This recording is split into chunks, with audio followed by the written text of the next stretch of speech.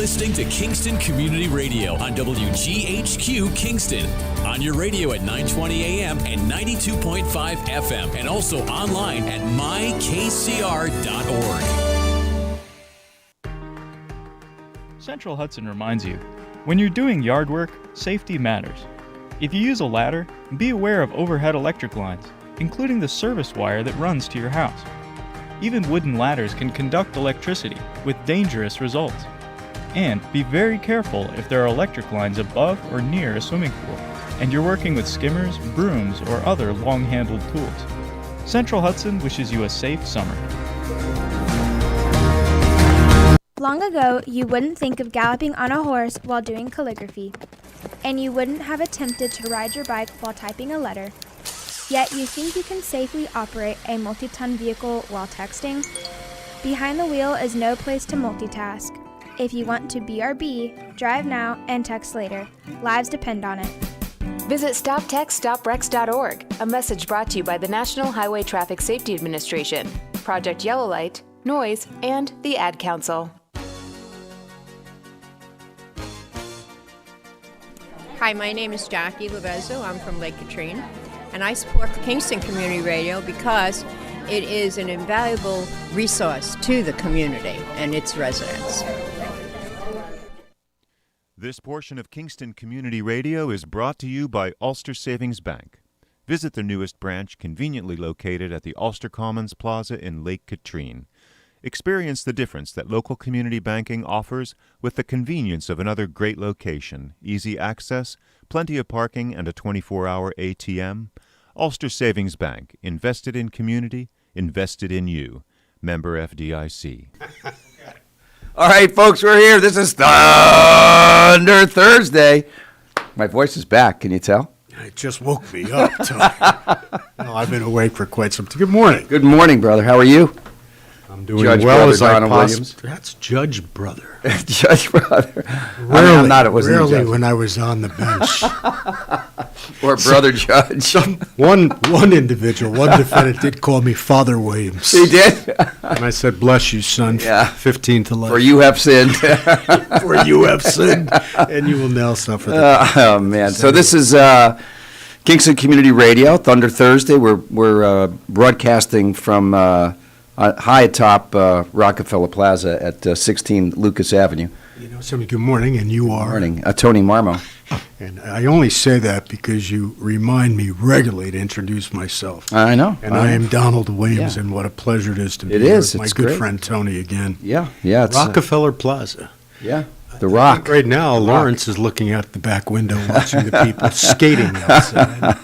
And it really is a magnificent place here. Yeah. Lawrence and everybody and you. First class, great job. professional, Thank you to all the, supporters that made this happen, and certainly the Maxwell family for keeping the KCR on the air over these years. It's been a long time, but we keep trucking, man. We're keeping one foot after the other. Thanks to the Maxwell family. Yeah, absolutely.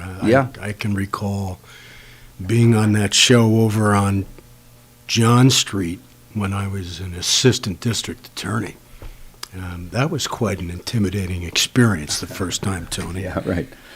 Walter was quite an intimidating Yeah, fellow, he's a but big boy, guy. what a great man. Yeah, absolutely. Well, look, it's one of the few places where folks can get their opinion out, get their voice heard, left on the radio, live, and that's, we have to watch ourselves. I've gotten a lot better. Lawrence, I don't think I've cursed in like 2 years. I mean, I don't think it's been that wait, long, wait. but You really? You mean on radio? I think you dropped the S word when we first moved over here, just to break the place in. Really? Okay.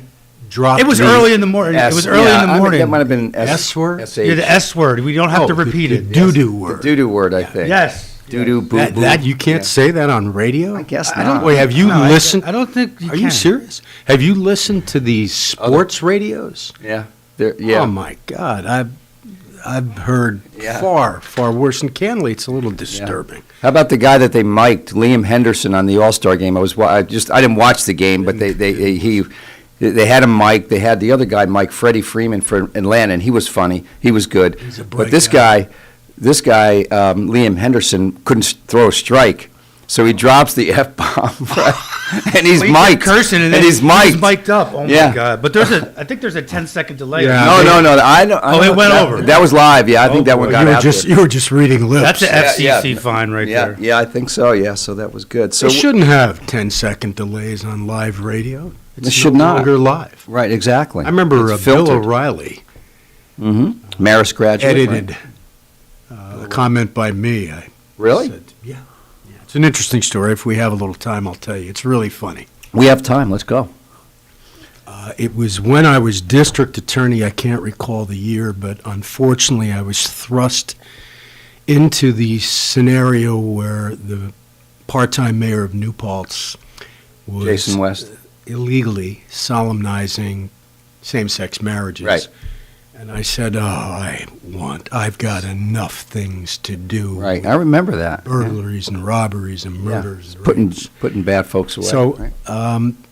and it comes to me by the New Paltz PD. I had to authorize an arrest because he was violating his oath of office. It had Right. nothing to do Yeah. with same-sex marriage. Right. And the media, Jumped all over. it. national media, city media, state media, Right. all jumped all over it, and I had a job to do. Right. So Right. I told my confidential secretary, Lori Steiger, who was just amazing, Yeah. and I miss her dearly, but I said, Lori, look, I have a job to do here. I will interview anyone, but before 9 a.m. or after 5. Mhm. That's it. And Those are I'm the here, rules. I'm here Right. 7:30 in the morning, Right. and I leave late, Right. no problem. And I said, and this is the pecking order. I'm a county DA. Right. County press comes first. Right. Right. State next, national later. So the people, especially from the Today Show and other people mhm. were calling, they weren't getting it. It became a cause célèbre. Right. But we adhered to that. Mm-hmm. Lori came in one day and said, Don, I understand, Right. and I agree. Right. Set up. She said, but there's guidelines? this one really, and she goes, I'm getting bombarded, and many of the people, especially out of New York City, are not pleasant. I said, I understand. She goes, this one very nice man called me, and I told him, and he said, what if I interview him during lunch? And I know you don't take lunch, Don. You Right. work through lunch. So is it okay? I said, yeah, Lori, don't worry about it. Yeah. So I, going through the day, got to be about, 12:30. She says, Bruce is on the line now. Bruce. Bruce. Okay. I said, all right, Lenny put him Bruce. through, Lori. Lenny, So, yeah. Bruce Morrow. no. Cousin Bruce. No. Bruce ended up being the producer For. for the radio show, which parenthetically, I began to talk to this man on the radio, not Bruce. Yeah. And I'm going, damn, his voice Voice sounds familiar. And I'm also singing, I've done this now for Yeah. many years. I said, I'm getting a feeling this is a live interview. Mhm, It's not mhm. being taped. They didn't he- identify who the interviewer was, or she did not. They just said, New York City. Lori said yeah. Bruce is on the. Bruce Bruce. called up, Yeah. hooked it in, Right, and then got this it. other gentleman comes on. But I didn't know. I still thought it was Bruce. So the interviewer asks a very significant question. And again, as I was trying to put out, this is not whether same-sex couples should be able to marry under the Right, law. right. That's not up to the district attorney of Right. Ulster County to The mayor of- determine. It's most certainly not up to the mayor of New Paltz, who is a part-time puppeteer. Right, I right. said, this You goes- use that word? Yes, I did. Wow, nice. Well, not all the time, only when he started to get Right. into my Sicilian. Right, right. So he asks a question. I begin it by prefacing. I said, something's up here. I said, I Yeah. better turn on Right. the prosecutor trial lawyer Right. charm and be very Right. professional, stop the informal stuff. So I said, that is an excellent question, Bruce, and finally I will have an opportunity to answer this. And he goes, Mr. Williams, my name is not Bruce. This is Bill O'Reilly. And then, of course, he had to get a little shot in because he was embarrassed. Right. He goes, but perhaps you don't get my show up in your neck of the woods. Of the woods. I'm not going to tolerate Yeah, that. yeah, yeah. So I said, no. I was very proud Yeah. of this quick. I said, "No, Mr. Riley, indeed I do. I just choose not to listen to it." Oh, great. I tell that story That's a about great the 10-second delay. What Yeah. do you think the chances are that that response ended up or was edited 0 out? to 1%. Yeah, that's what I think. Yeah. But that was Yeah. that was one of my. Yeah. Well, interestingly, and I think Walter Maxwell mentioned that he was a graduate, Walter was a graduate of Marist, as was Bill O'Reilly. Maybe the same year.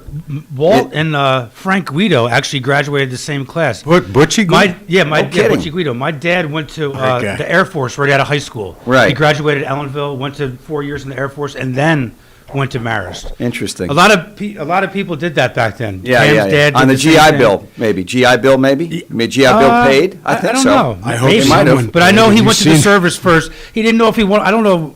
I'll have to ask my mother. I don't know if maybe he wasn't interested in school. Maybe he just. Right. Who knows? Yeah, yeah, yeah, yeah. Well, I hope someone. But paid. then he Have you ended up seen going the to Marist. tuition He at liked Marist? I'm going to guess it's 75 grand now. I have no idea. Oh, last time. go to last Marist? time I heard- 65? How much? It's a To go to tuition. Rutgers, 2 semesters at Rutgers, 1 year at Rutgers board? is 85,000. 85. Yeah, so That includes room and board. that's everything. Kid A and year- caboodle. I mean, it's going to A be. year for me at Seton Hall University undergrad was 3,500. Yeah. However, it did take me 15 years to pay off my 10-year student Yeah, loan because the geez. salaries were $15,000 for an Wait, assistant when Clinton TA. was elected, he didn't wipe that out for you? No, he wiped his memory out. Selective But, he, memory at that. but he did remember he did not inhale. Yeah, that's Oh, correct. that's right. That's Correct. And he never had Yeah, Sex sex with with that woman. with that woman who, Yeah. what was she, 19 at the time? Something like that, yeah, yeah. So, politicians, what was that? What was the politician, the app, the little blurb you just showed me about politicians or leaders? Oh, yeah, leaders. I loved it. It was great. What did Yeah, it say? I think you can say that on the radio. I can probably say it. I can't remember it, but my mind is like a sieve at times. Hold on. We'll see if we can call it back I up. can recall it, but You I will, can? I will probably misquote it. so. Yeah. Yeah, I'm not quite sure. So I want to give a shout out to Leanne Marmo, who started a new job. Started a new job. Yep, she's working at now. She's working at Caramount.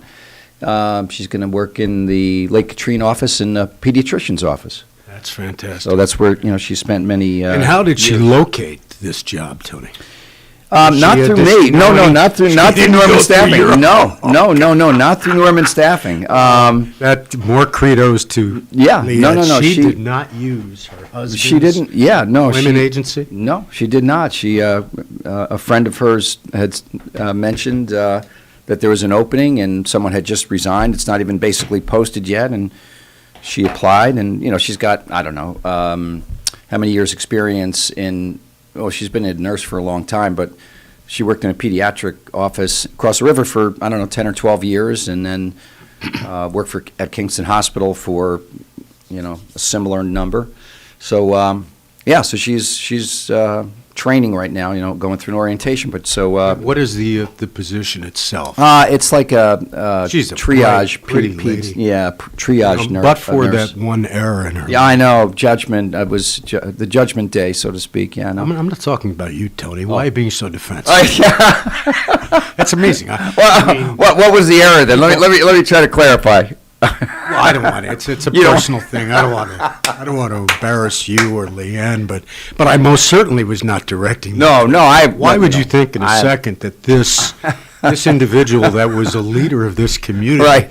would take this Right. opportunity Well- to publicly embarrass you or to put you on the defensive? That's okay. I'm of the philosophy that if you dish it, you got to take it. That's how it goes. You've always got- been very kind to me. Oh, you well, always show great respect. I do. We laugh at Generally- each other we and do. joke. We but it's do. all We in- do. We do. In fact, but for the fact I have to get up at 3:30 to get ready for this show. Yeah. Well, you're studying? Is that what? I know you do a lot of Well, I work do- previous to begin any, with, any, yeah, I any have assignment. it- Any no, show. I normally do get up about 5 to get ready because Right. I want to, I have senior moments. If I Right, you wanna get- researched it the day before, I may forget it today. Right. Just ask President Biden. Yeah. He does forget stuff. However, I have it down to a routine. I go online for the Freeman. It takes me 3 minutes to read it cover to cover, which Right. I can How recall. long? How- 3. 3 minutes. 3 minutes. 3 minutes. Yeah.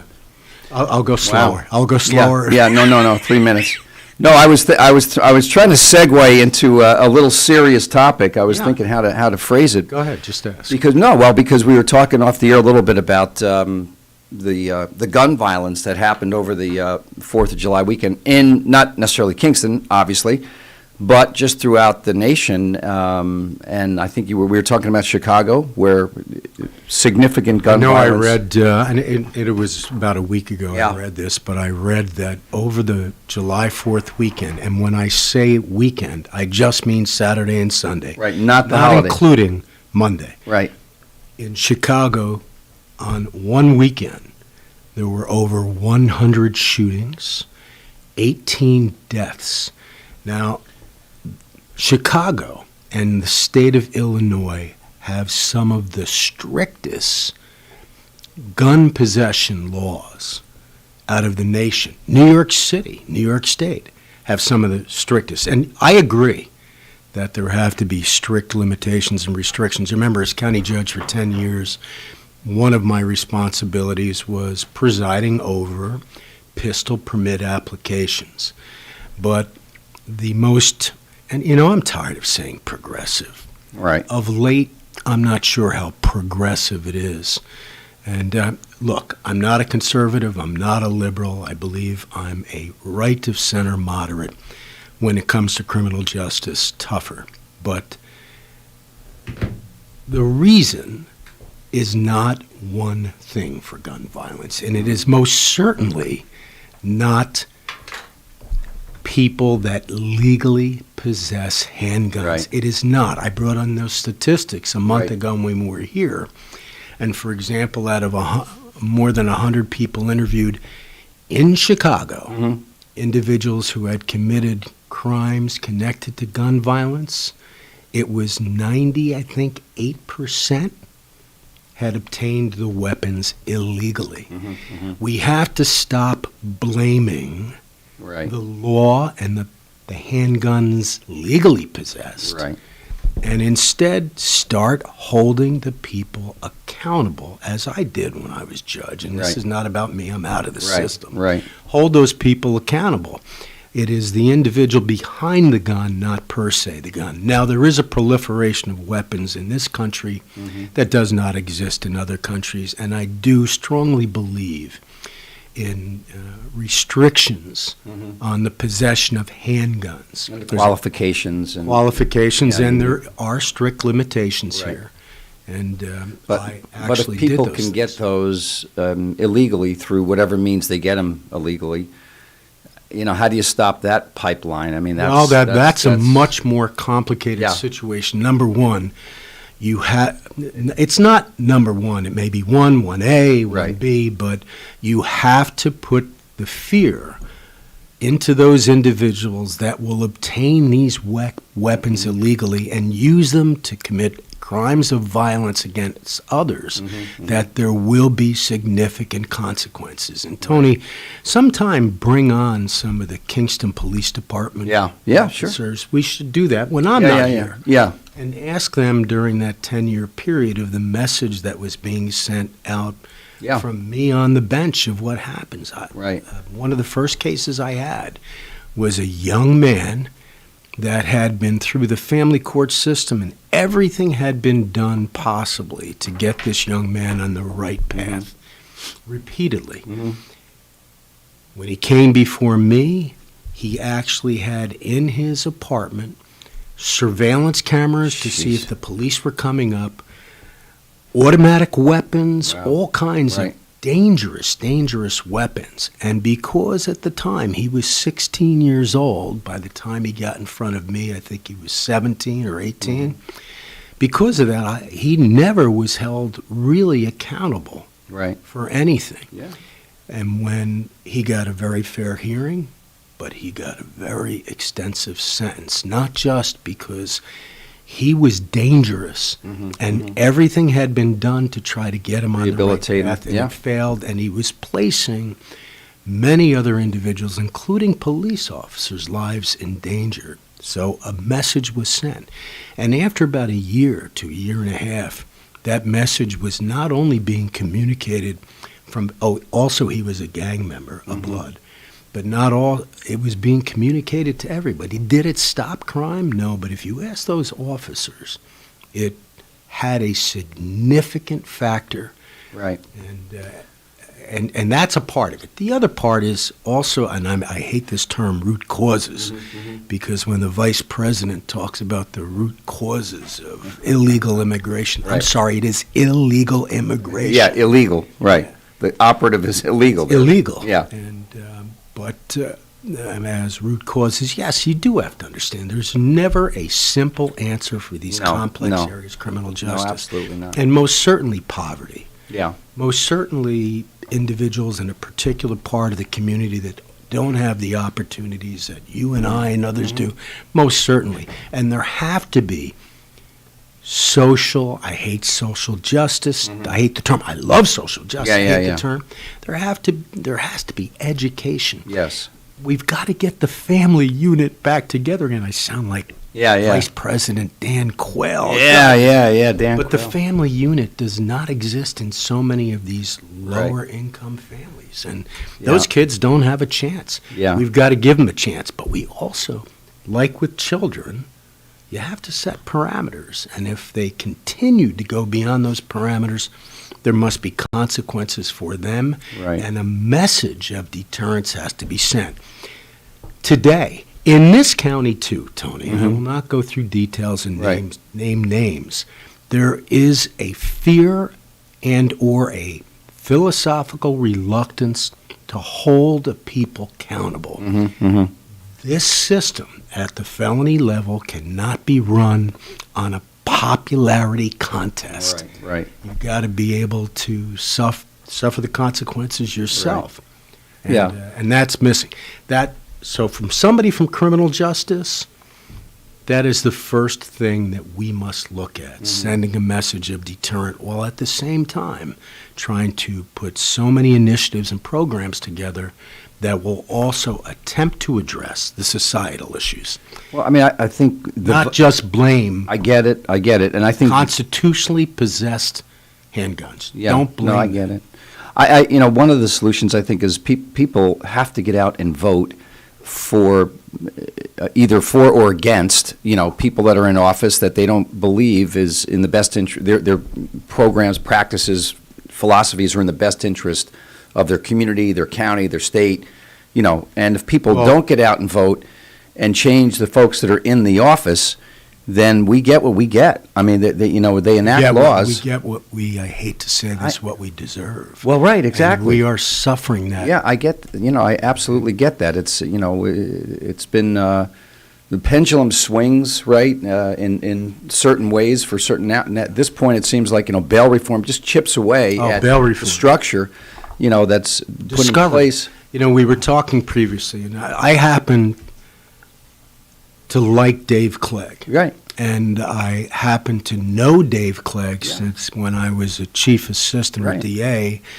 I tried a major arson of Sanborn Cleaners that was by the old IBM Yeah. after IBM left. And Dave came into court and represented the Sanborn man that was convicted of it. And he did a great job. He's a fine lawyer.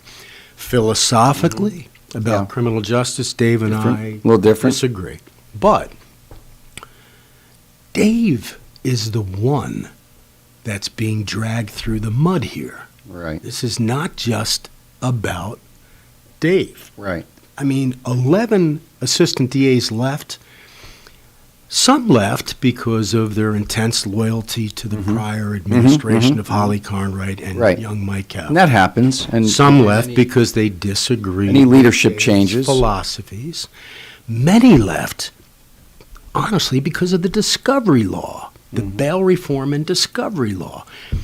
The work that an assistant DA has, if they do it right, is intense and grueling.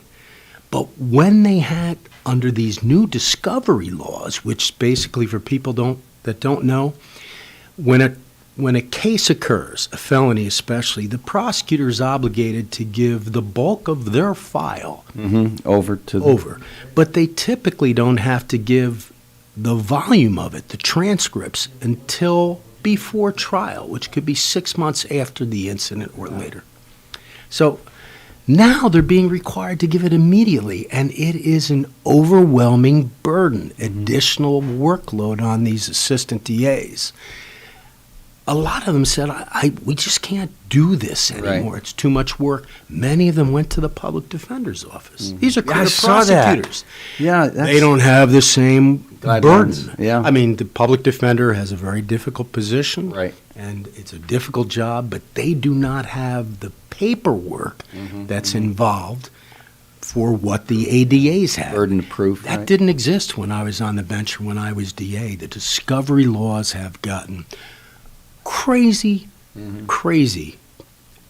liberal politicians, because this is not progressive. Yeah. But crazy liberal politicians with bail reform that went way too far, and also the discovery proceedings that went way too far. If those discovery proceedings existed when I was on the bench, Tony, I mean, I prided myself on getting rid of a backload of cases I inherited, which was substantial, and moving cases quickly to disposition. And because of the victims waiting, the defendants waiting, everybody waits. And I moved things quickly. But if these discovery laws existed then, I would have been hard-pressed to get these cases resolved as quickly as I did before. So it's a disaster. Yeah, it is. We were talking about earlier, the changes, granted, this is now some time going back. I mean, if you go back, whatever, into the 90s, and, the demographic, the political representation in the county has changed. You could say demographics. The demographics have changed. The City of Kingston absolutely. is now Brooklyn North, which has so many good things about it. You can see our uptown community is thriving. Right. Yeah. Money is pouring in. Yeah. But as money pours in, rentals go up. Property housing prices go up, and people that have lived there their whole lives are being forced out, along with the fact or bought out, right? Here's bought out. Here's a number. I mean, honestly, and then I'm hearing numbers at my place. Yeah, staggering. I couldn't afford the price I paid 30 30 years ago for this house. Yeah, I'd love to see the statistics on exodus from New York State. I'm sure they're out there, but I think they're growing because of this phenomenon of the pricing. So people are saying, okay, well, like Scott Harrington, he resides in St. Augustine, Florida. A close friend of mine, Alan Masters, went to Pennsylvania. And that's not unusual. His taxes went from $14,000 to a comparable house to $4,000. He's saving $10,000. Yeah. That's when you pay school and property taxes. Right. That $10,000 is after tax. Yeah. So you're already getting taxed for income. So people wind up voting with their feet and saying, you know what, I'm done with what's going on in New York State, and I'm leaving, and I'm going down to the Carolinas, Georgia, now Florida, wherever, Tennessee. And now the interesting part, I'm sure down there they're saying this influx of New York State people, which is happening, is changing their southern communities, the ecosystem there. New York State people and people that are crossing the border illegally. Yeah. I mean, I can't imagine what it's like to be in Texas. Or Leanne's aunt lives Florida, there. Arizona. Yeah. So it's a crazy world. I mean, I guess. But it was probably crazy, and we talked about this before, if you go back decades, the 60s were turbulent over the 50s, which were kind of sedate, not overly sedate, and then the 70s and 80s, and, it just keeps changing. It's a pendulum, It Tony. really is. Unfortunately. Right. And when we look at our politicians, the ones that seem to get elected the most are the individuals that seize upon the political wave that comes in. Yeah. So we rarely get moderates. Yeah. Give me somebody left of center, right of center, but let's get to the center. Yeah, that's However, what I heard, what is the media? I heard a term for it last night. I can't recall. These senior moments where I short-term memory. So we have a couple of great guests coming up after 7:30. We come back from break. We have Steve Kelly, CEO of Kingston Hospital. He's a great guy. He's done a great job down in the Ellenville community area and for Ulster County. He's going to be calling in, and then at 8 o'clock we have Sue Marcy, who's, I want to say, Vice President of the Ulster United Way, and she's going to be in the studio with us. And then at 8:30, it's you and me, Julio, down by the schoolyard. Oh, geez. Garfunkel and Simon. Right. I That's used to- us. I used to sing that song in the shower frequently. Yeah. And my You wife, know, my- dude, I don't need an image of that, bro. I mean, come on. I understand the that show's you. been going so great. Judge, bro. Tony was telling me that you've told him when I'm not here that's an image that comes to your mind on a regular basis. All right, let's go to break, Lawrence. Let's go to break.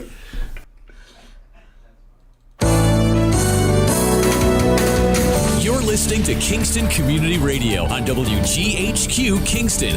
On your radio at 920 AM and 92.5 FM, and also online at mykcr.org. Swimming pools are great for family fun, and Central Hudson wants you to play it safe. Never operate an electric appliance next to or in the pool. Be sure pool motors and filters are grounded. Have them installed by a professional and serviced by a licensed professional electrician. Be very careful if there are electric lines above or near a pool, especially if using long-handled cleaning tools. And if a storm is nearby, get out of the water. Your safety matters. Hi, I'm Steve Thomas for Habitat for Humanity Restore. Habitat Restores are nonprofit home improvement stores and donation centers that sell new and gently used furniture, building materials, and appliances to the public at a fraction of the retail cost. The Ulster County Restore at 406 Route 28 in Kingston needs your donations. Call our hotline at 845-853-7499 to schedule your free pickup. And thanks. Everyone is talking about healthcare these days. America spends twice that of other developed countries on our healthcare system, yet our health ranks near the bottom. How can we stop spending so much and getting so little? By shifting to a system that gives more patients access to strong primary care. Primary care can help make America healthy again. To learn more about the benefits of primary care, visit www.healthisprimary.org. This message is brought to you by America's Family Physicians. Screening exams for breast, lung, or colorectal cancers are necessary to detect and treat disease at its earliest, most curable stage. But you may have some concerns and questions. Answer your questions and ease your fears by visiting radiologyinfo.org. In addition to information on screening and wellness, you'll find more than 200 descriptions of radiologic exams, procedures, and treatments to help you prepare. Get informed and be prepared. Visit radiologyinfo.org, produced by the Radiological Society of North America and the American College of Radiology. Hi, this is Jared Mans from the Spring Lake Fire Department, and I support Kingston Community Radio, and so should you.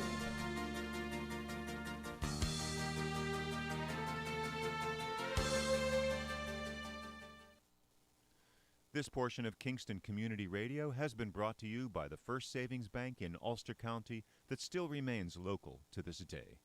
Ulster Savings Bank, a community bank that's invested in local business, invested in community, invested in you. Ulster Savings Bank, your one-stop resource for everything local. Locations throughout the Hudson Valley and online at ulstersavings.com. Member FDIC. Steve on. All right, folks, we're back. This is Thunder Thursday. That was a little bit. That wasn't really a good one. This is Thunder Thursday. You know something? What? There are so many things you do that make me laugh. Like those reading glasses today. Yeah. Would you just look at the item? Where is the camera?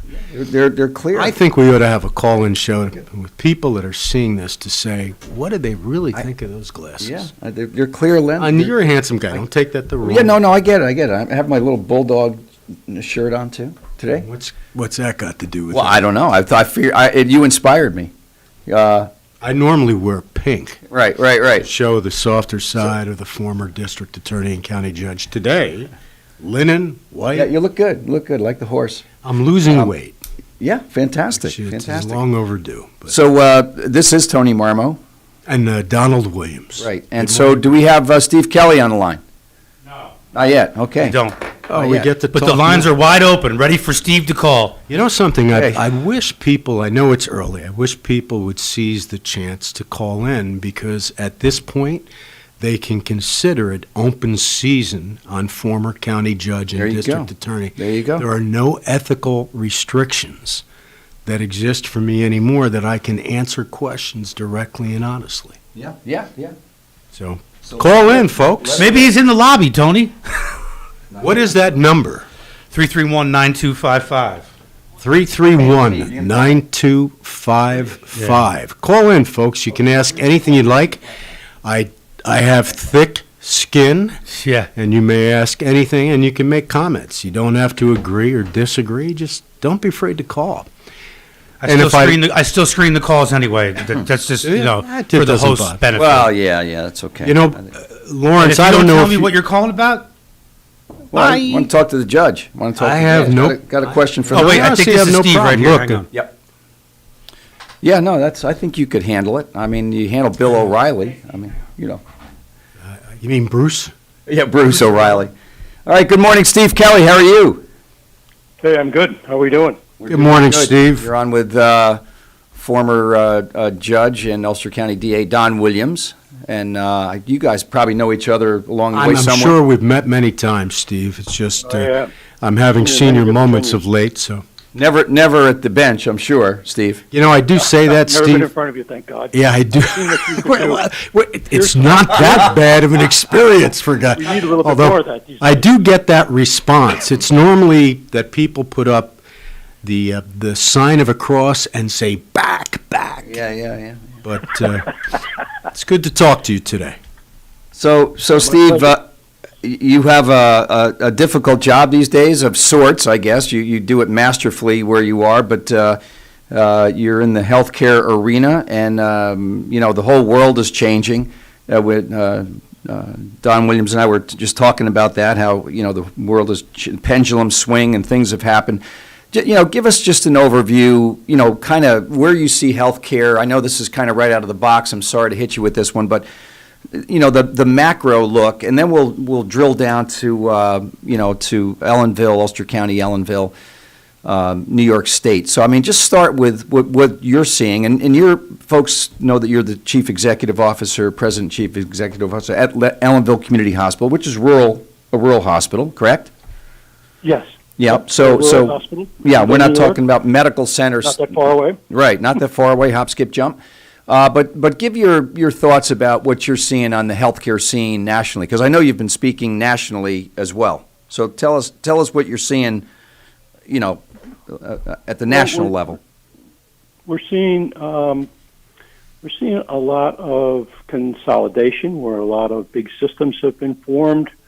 I think they were formed supposedly so that there would be more efficiency in the system and it would save a lot of money. That's what they always said. Mm-hmm. I don't know that they really do, because I think they eliminate competition and they make it, it gives them, I think it's really more in response to the large consolidation on the payer side. So there's fewer and fewer payers, those are insurance companies. Right. And so they have greater and greater power as they have larger and larger, patient base that they're insuring. Mm-hmm. And so you have those two things coming together, squaring off against each other. Right. And but that doesn't always have to be that way. We have a lot of hospitals that have gotten into trouble. They have felt that the only way out was to be taken over by somebody big, Mm-hmm.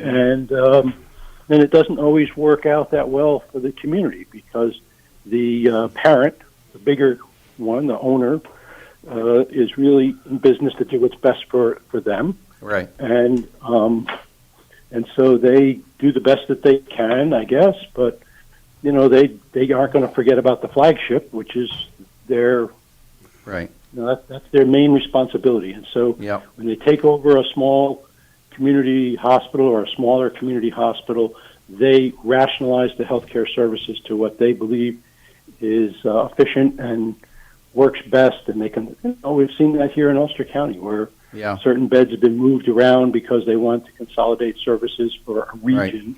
Yeah, you're rather talking than, the mental health beds is what you're talking about, right? How they moved out. Yeah. I mean, I think they probably had very good rationale for doing that. These are solid business people who know what they're doing, and they're looking at it on a regionalized basis. Right. Instead of the specific concerns of a smaller locality. Right. Which, I mean, that's a great story. I'm just curious though about what you're seeing out of a lot of things have changed in Washington certainly, and I'm not talking politics here. I'm talking about the Medicare and Medicaid policies, and are you seeing any changes there, either good or bad, in terms of what the government sees? I mean, we're only spending like $4 trillion or so on healthcare in this country. That's not part of the infrastructure. The largest business in the country. Yeah, right. It is pretty much the largest industry. Yeah, it is. Yeah, and rightfully so, Steve, that it's such a large industry. But anyway. Yeah. So any thoughts about do you see any cutbacks in Medicare coming, and how Medicaid is treated as well? I know that has the states involved in it, but without being too esoteric about this, I mean, what are you sensing or seeing from the electeds about Medicare? Well, I think that they coming off of, or still in really, a pandemic. We're sort of between waves at the moment. I think we'll see another one this winter or this fall. I think that they don't want to speak very loudly about cutting Medicare or Medicaid for that matter, because these are the safety nets, and they're absolutely needed. They're just, I don't know. I mean, what would people do if they didn't have that? It would be disastrous. So at a time when healthcare is at the top of people's minds because 500,000 Americans died in the last year from COVID. Yeah. We also had almost 100,000 die from the the opiate overdoses. So we're not at a time when it would not be a politically great time to be talking about, well, we need to cut healthcare. So I think that will be done in much more subtle ways, in regulations and things like that I just can't see elected officials taking that kind of risk. I think that it would be extraordinarily unpopular in this environment.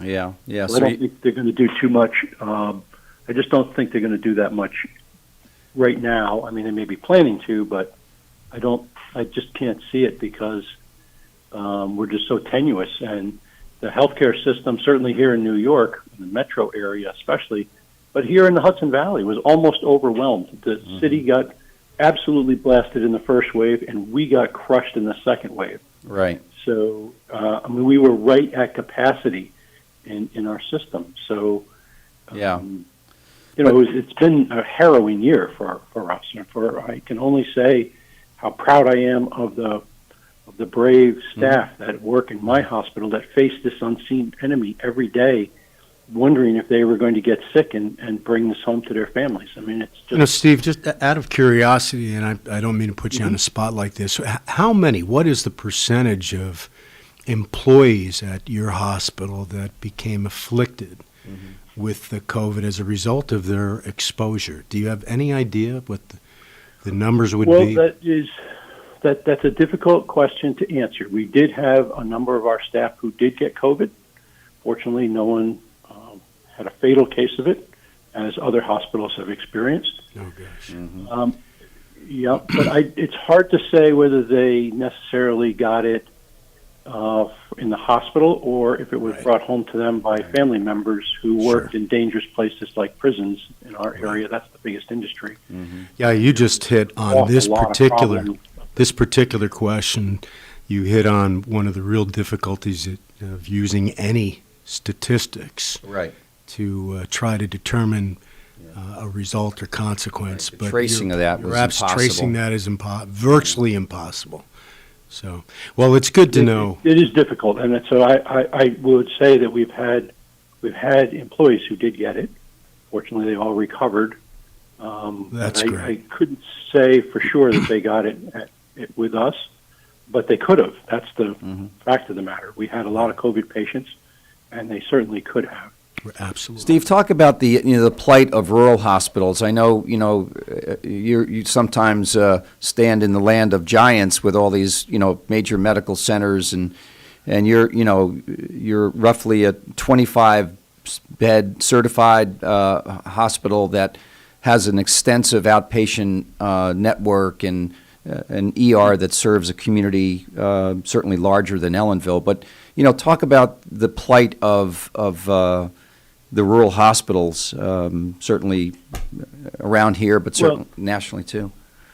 So what's happened is that when hospitals were built, including Ellenville, and actually most hospitals, they were built in the 60s, 70s, and it was very much a inpatient-centric business at that time. And that's the way people were treated, and that was the mission of hospitals. And they were probably 90% inpatient and maybe 10% outpatient. And by the way, was that thank you to Joe Resnick? It was probably 75% inpatient and 25% outpatient. And so in my tenure there, that has flipped upside down, and we're 75% outpatient and 25% inpatient in revenue.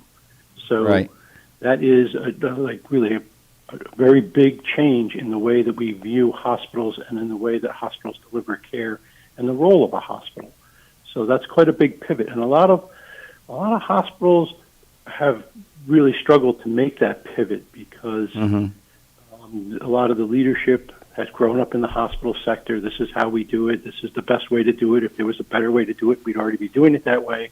It's wrong for us to grow our outpatient business and not focus on our inpatient business, that kind of thing. And the outcome of that is is going into financial distress, as Ellenville was, and having to be taken over by a larger entity or bailed out in some way. And our hospital has experienced twice being in financial distress. And the first time we opted for being taken over by a larger entity. And in the second financial distress, our plan of reorganization was to become independent, just the opposite.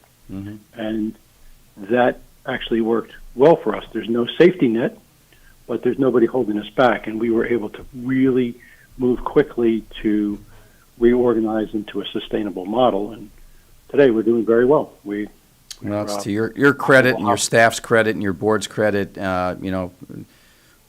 So congratulations. How long have you been there at the CEO? Almost 18 years. Wow. Amazing. Yeah, the average life of a CEO is about that of a fly. I think of 30. I mean, 30 seconds. Boy, does that speak well of what you've done there? My God. Yeah, it's incredible. It's an incredible track record. Yeah. Just quickly, We're doing amazing stuff, and we do get to speak. Before COVID, we presented at 19 conferences around the country on our work on multiple different things around our work fighting the opioid epidemic, our prowess at developing IT systems, and change leadership. We've done a lot in that area. We have really done a lot on efficiency and effectiveness. So, for example, our emergency department door-to-door time is just about 100 minutes, and that is not like a best day or a best week or a best month. That's 13 consecutive years. That is sustained performance at a level that is not to be achievable by most of my counterparts. Shy of 2 hours. That's kind of staggering. Usually it's 2 days, and a lot of the ERs bring a book and be prepared to stay. An hour and 40 minutes. Healthcare on demand, 365, 24 hours a day. That is. I'm very proud of that. I think kudos to your staff, and the folks that are on the front lines. Yeah, absolutely. I had mentioned earlier, Ellenville was founded or created back in the mid-'60s. Is that what you said during Congressman Resnick and perhaps LBJ's tenure? Is that correct?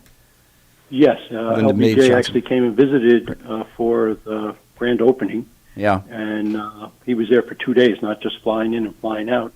So Ellenville had a lot of juice at that time. We had the Channel Master factory, and we're very, very successful. Hotels with the whole Borscht Belt. We anchored the eastern side of it with the Nevele. So it was was really a go-go time in that part of Ulster County. Yeah, and we talk about pendulums today. Seems to be the theme of the show in terms of how, decade to decade things change, and I feel down in that area of the county things are swinging back or starting to swing back in terms of positive. Certainly healthcare and education are two key factors. And it certainly is. Things are definitely getting better. Definitely, we're seeing a lot of businesses moving in. We're seeing a lot of interest in the area. A lot of people buying up second homes or even primary homes, moving out of the city. So there's been a real silver lining of the COVID, the COVID waves in New York City, in the metro area, where people wanting to get out of there, people being able to work from home. It's very affordable to live in the southern part of Ulster County, which I understand is not so affordable in the north and along the river. So I think we're being discovered now. People are just buying up the real estate, founding businesses all over. It really is an exciting time to be working. It is, and where we are. I mean, we've been busy too. We're building too. Yeah, unfortunately, and I agree with you 100%, Steve. But unfortunately, we also have the problem is as the costs of living, apartments and homes go up as a result of this influx, there are so many other people that simply working people that can't afford to live here anymore. Mm-hmm. That's the downside. And I know that doesn't fall under your area, but is anything happening in the southern part of the county, in Ellenville or surrounding areas, that they are addressing those issues, affordable housing? And I'm not just talking about the affordable housing that we typically identify with people that are unemployed, but people that have jobs but simply can't afford to live here. Is something done that you're aware of in your area of this county that's addressing that issue? Don, you just keep tossing me softballs. That's unusual for him. Yeah. Not-for-profit joint venture to build affordable housing in New York State. We have it right on our campus. That's fantastic. Yeah. And I'm embarrassed that I'm not aware of that, but I do not stay in tune with things as much as I used to. But that is absolutely fantastic. You and I may have to take it. We built 144 units of affordable senior housing on our campus. And that's tremendous. Looking for more land because there's such a need for affordable housing. And, just looking at the school and property taxes and how they've been impacted in this community, the Kingston Consolidated School District area, it's pretty tough. Mm-hmm. A friend of mine moved out of New York State because that retired teacher, who is married to a retired teacher, went to Pennsylvania, and their taxes went from approximately $12,000 or $13,000 a year, school and property, down to $4,000 to live in a comparable house in Pennsylvania. And it's difficult, especially for people that are in the area of Medicare. So that's really. Let me see if I can figure out some more softballs to give you. That's not my reputation. Yeah, right. It's just right. I can see sometimes when I have politicians that we're interviewing here that Tony begins to cringe a little bit. Cringe a little bit. Steve, talk about, you mentioned the opioid crisis, and I think perhaps it was bad before. Did the pandemic, in your opinion, make it worse in any way, shape, or form? Or talk about that a little bit. Okay, so in 2018, we had, I believe, 56 deaths in Ulster County, making us the second highest death rate per 100,000 in New York State. Wow. So we want to talk about that problem. Us and Sullivan County are the two highest, worst eye of the storm. We are it. And we put a lot of effort into, along with many others, our partners, including the sheriff, Ulster County, Step One, the Institute for Family Health, a whole lot of partners. We worked together, and we were able to drive down that death rate substantially in 2019. We had, I think, 31 deaths, so about drove it down 41%. That is just Wow. a tremendous. 41%. That's fantastic. Now, Steve, it's driving down the death rate. And then we gave it all back last year. Because of COVID. Is the death rate directly correlated to the number of individuals that are becoming addicted to opioids, or was it something in the care early identification that, in your opinion, was successful in that? Obviously, COVID takes it all out of the equation. There's no way of truly understanding. But what I'm trying to ask is, what is, in your opinion, the best way, the most direct way to address opioid addiction? Not so much the death, but the addiction. Well, we spend an awful lot of time and energy and money on trying to help people to cope with their addictions, and then to eventually go on to Suboxone or other types of medications, or go cold turkey, which is not really so practical, as we've discovered. It is not practical, Steve? Is that what you said? No, it's not practical. It doesn't very rarely, well, I didn't say rarely, but not as successful as putting someone on Suboxone, which replaces the withdrawal, so they don't get withdrawal, and it doesn't make them high. So, Steve, is that kind of like methadone? Methadone was? Suboxone. Yeah. Is that just... Suboxone does not create a high, Steve? Very minimal. People are able to function. They're able to go back to work. They're able to repair their relationships that they've burned so many people with their cravings and addictions, and they're stealing, and they're lying, and they're all the bad things that come with addiction that are really difficult. That's great news, Judge. I would say it gets back to the issue of how do folks get guns, and it's the cheap drugs that are out on the street, the whatever gang related, or the supply is out there. These are difficult times, and the bad folks are just flooding the markets with inexpensive. Maybe it gets a little experiment, a little social. Hey Tony, why don't you try this? Blah blah blah. One thing leads to another. We've had several people. Val Dwyer is very involved in this whole area. And it's societal. I mean, it's kind of like the other breakdown issues that we were talking about, family unit, and there's multiple causes and reasons. And thankfully, folks like Steve Kelly, Ellenville Community Hospital, and others are banding together to try to build up a wall, and say, hey, not in our community, it's not happening, and fighting hard to do that. So, Steve, thank you for doing that and being a voice of we can beat this if we can get ahead of it. In the long run, we have to stop the flow of fentanyl. We have to stop it, and this is something you can argue about how to do it, but law enforcement, which is very effective at many things, has not been able to intercept this flood of suppliers, fentanyl, which is the supply chain, right? Well, we have to eliminate or reduce the demand. And we have to figure out how to stop people from starting. Right, exactly. You can't, in all the years in law enforcement, Steve, and I prided myself in attempting many different, being tough on drug dealers, not drug users, drug dealers, but at the same time we created drug court.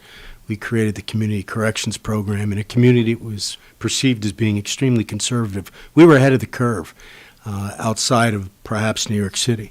But we always found, and it has to be joint, but law enforcement's attempt to eliminate the supply was not nearly as successful as societal attempts to reduce the demand. And if the demand gets reduced, then the supply will necessarily also dwindle. Steve, we have a couple of minutes left before we have to go to break, so I want to give you a chance to say a couple of final words, but we'd like to have you back on some regular basis, if you don't mind. Just kind of keep us in the loop on some healthcare matters that affect us all. So final thoughts from you. All right. Well, I would say that in a future time, there's a I'll just throw out a few teasers of things that we're working on. We're working on long haulers, which are people that have not fully recovered after COVID, and there's a lot of them. They have brain fog, they have respiratory problems, neurological problems, a lot of problems. We're doing a lot of work in that area. We're also doing a lot of work around population health, which really is about wellness as opposed to sickness, something that hospitals typically don't do. We're making a lot of progress in that area. I want to talk about our new emergency department, which is 2.5 times as big as the last one. Wow. Absolutely fantastic that we opened just before the July 4th weekend. Just really an incredible facility. And that's a lot. I can talk about opioids, all day long because we've done so much in that area. Great. Steve Kelly, President CEO of Ellenville Community Hospital, thank you for coming on with us. We're going to have you back again. You're doing a great job. Just hear your voice with Don and Tony. What's that? Say it again, Steve. Is he gone? He's still on the line. No, I'm still here. I'm here. Okay. Yeah. Steve, thank you for being on with us today. We appreciate it greatly. We'll have you back, and keep up the great job that you're doing and that of your staff. And you're a beacon in a dense fog. That's a good way of putting it. Steve, I got to tell you, the Ellenville community. Tony, I learned it from you. Ellenville community is extremely fortunate to have you there. Ulster County is. Okay, my friend. All the best. Be well. All right. Thank you very much. Take care. All right, Lawrence, take us to break.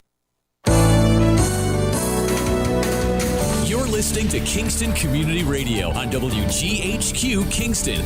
On your radio at 920 AM and 92.5 FM, and also online at mykcr.org.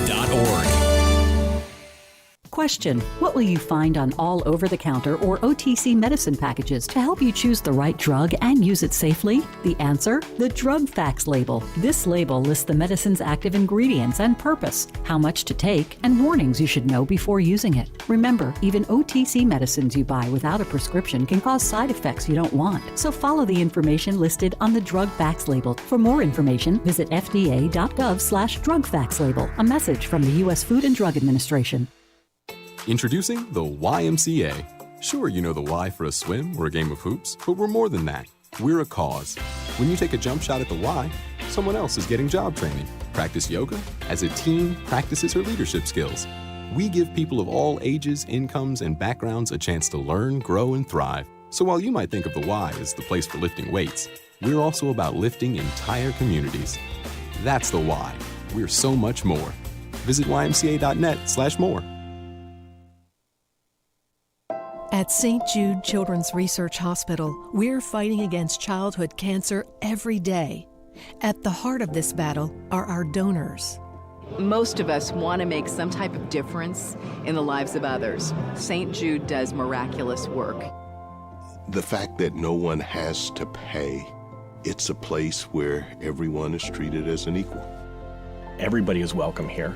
And it doesn't matter your religion or what part of the world you're from, all that is taken away. It just gives you some hope. It's just a nice feeling to put your energy into something that really does genuinely make a difference in a child's life. There's just no greater gift. If we have the ability to help, then we have a responsibility to help. Finding cures, saving children. St. Jude Children's Research Hospital. Find out how you can help at stjude.org. Hi, this is Tony Marmo from Norman Staffing, and we've been bringing together employers and job seekers since 1980. If you're an employer and have job vacancies, let Norman Staffing help fill them with permanent or temporary workers. We screen, interview, and recommend the best candidates for your company. We make the employment process easier and faster for you. Please call Norman Staffing for your employment needs at 338-9111, 338-9111, or normanstaffing.com.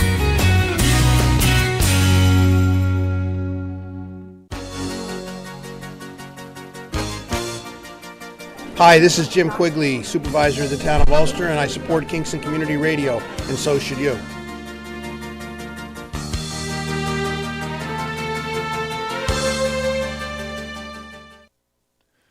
Rondout Savings Bank has a long history of serving local communities and maintaining a strong tradition of customer service excellence while providing each customer with the personal attention they deserve. Rondout Savings' approach to community banking puts you and the growth of your business in the front of everything they do.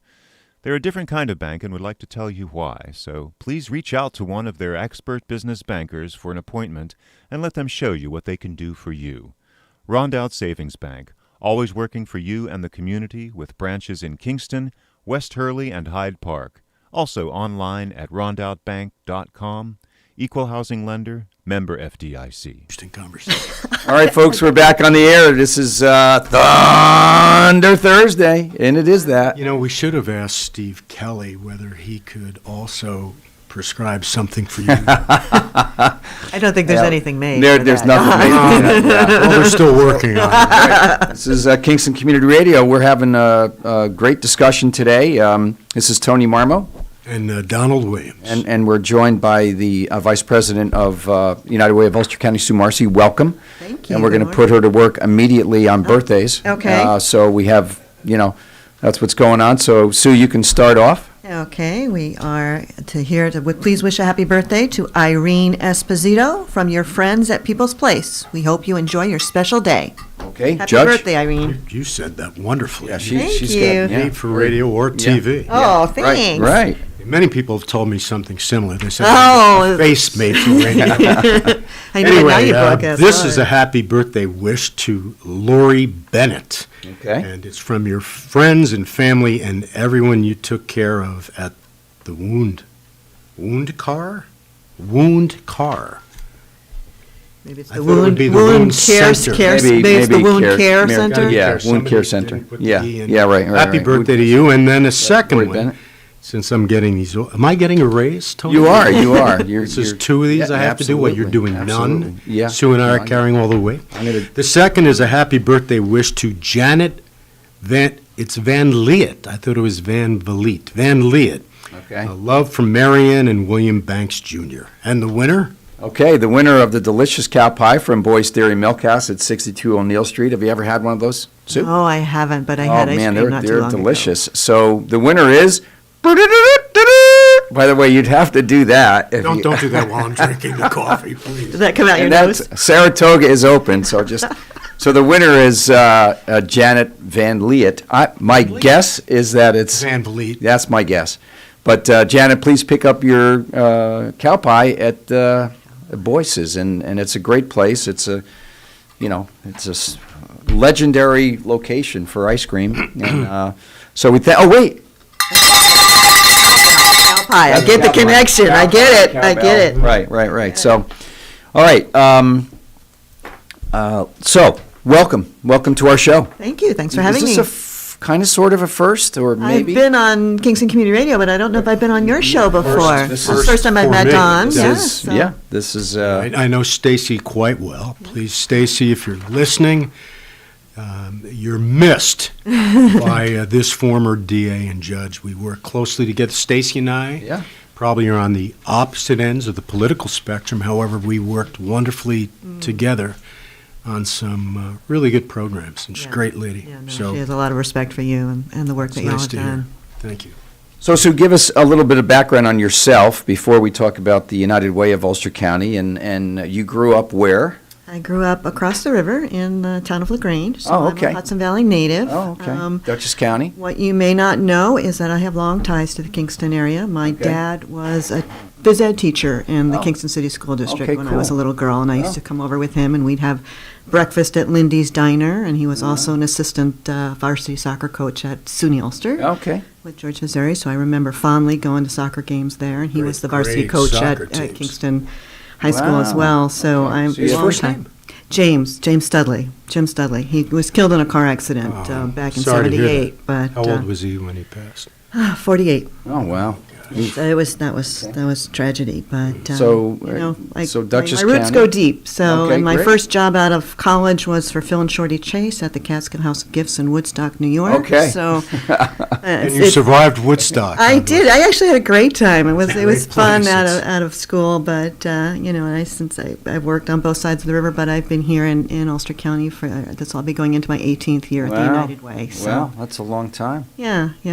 I know there's probably life before the United Way. And what did you do previous to that? Between Shorties? Between work for Phil and Shorty and the United Way, I worked at the Institute of Ecosystem Studies in Millbrook, New York. I was the visitor services coordinator. I ran the gift shop, managed the volunteer program, planned all group tours and visits, and I was there for 13 years. Wow. And then I worked at a private boys' school in Pauling for 3 years. I was the director of alumni relations there, and I planned all on and off campus events for alumni for 3 years and fundraising and what have you. And then that brought me to United Way. And you met Stacy, and that was it. That was Yeah, it's been a great partnership ever since, Yeah, and she's yeah. been a great mentor to me. And I'm a Marist grad. I have a business degree and a minor in sociology. So I never knew what I wanted to be when I grew up, but I always knew that I wasn't someone set out for the corporate life. I didn't want to be in a cubicle and be a number. I wanted to be in a place where I knew everybody and I could make a difference. And Yeah. I'm very, very excited that my career led me to here, and I've been able to grow in this position, and I love it. I love the So, work we do. United Way in 2003 is different from United Way of Ulster County in 2021. It most certainly is. Yes. What's the biggest change in your mind that you've seen over that Over during my span? tenure, Yeah.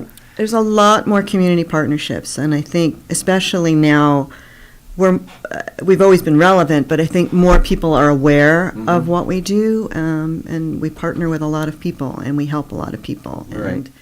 And I think what's unusual for our United Way, talking to other United Ways around the state and other counties, we have a really great relationship with our agencies where we fund the programs. Where it's very collegial. It's very much partnership. You know, if we just went through our allocations funding cycle, where we review proposals. We have 5 different committees with volunteers that review all proposals that come in. And where we're different from other funders is that we actually, if we have questions about a proposal, we bring agency people in, usually the program people, not the agency director. We don't want the dog and pony show. You know, that's what they're paid to do, and that's I don't mean I don't mean that to be derogatory in any way. That's that's the CEO's job or the executive director's job. But we talk to the program people who are on the ground. So sometimes folks may not write a great proposal, but when you talk to the people that run the program, they're just so passionate about it. It comes alive. So we actually give them the opportunity to answer all the questions in person. We did a lot by Zoom this year, obviously. And then our committees make funding recommendations to our board, and then the board makes the final decision. And so we fund on a 2-year cycle, and we just finished all that. So we're very, very proud of the process. You know, new programs come in to be vetted, and, you know, for whatever reason, they may not get funded because they don't have certain pieces in place. We're very strict. You got to have a formal structure. You got to have an evaluation piece in place. You have to be domiciled in Ulster County. You have to serve Ulster County people. You have to say do what you say you're going to do. It's great that you have this program and you're the executive director of the program, but you have a full-time job someplace else. That raises a red flag for us, or there's been a big change in leadership or something. It's like we might wait till your leadership settles down a little bit. Right. And on the same token, if there's a program that's been funded for a long time and they have staffing changes or personnel changes or just obviously in the last year changing needs in the community, we work with them. It's not like, oh, we're not going to fund you anymore. That's not how it works. How can we help you? We have our volunteers will say, oh, have you thought of this? Have you thought of that? And a lot of times they've been able to network through the volunteers even and get people in place to help certain programs and what have you. But we usually go bend over backwards to make sure the programs are working and doing what they say they're doing before we ever say, no, we can't fund you anymore. That's not who we are. So we're very, very proud of that process. And yeah, you've changed significantly. I think over those 18 years that you've been here, I was also thinking about your funding streams have changed pretty significantly. Right back in the day, there was a fair amount of payroll deduction, right? Correct. Right. Well, I think when Stacy first started, IBM was still here, and it's still one of our larger accounts, even though they don't have the physical presence. Physical presence here. Yeah. Thank you. Yeah. But yeah, it's changed. I mean, 18 years ago, our funding streams, 80% of what we got was from corporate gifts, and 21% was 19% was from individuals, and it's completely reversed. Yeah, sounds like Steve Kelly. Huh? Yeah. Boy, that has to be difficult. It is challenging. Very challenging. And, there's not a lot of large employers here anymore, or they are not headquartered here. Right. So if the headquarters are elsewhere, those people have different funding priorities than necessarily what's most priority in Ulster County as far as we're concerned. So that's a challenge, but we're diversifying the funding streams. We do grant administration, and we get funds for that, and we are different various partners that we're working with.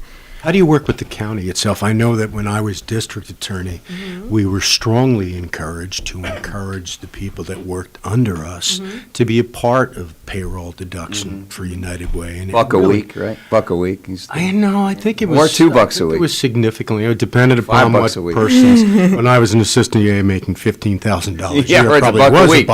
Right. But it really, and I don't want to say there was pressure. It was encouragement, and you contributed based on what you could afford. Yes. But And the that's what county we is ask. a huge workforce. Are they still major contributors? There are some loyal contributors at the county. It's changed. The climate's changed, that depends on the leadership and what have you. And Pat I Ryan think is a lot very he's fabulous. progressive. So. He is.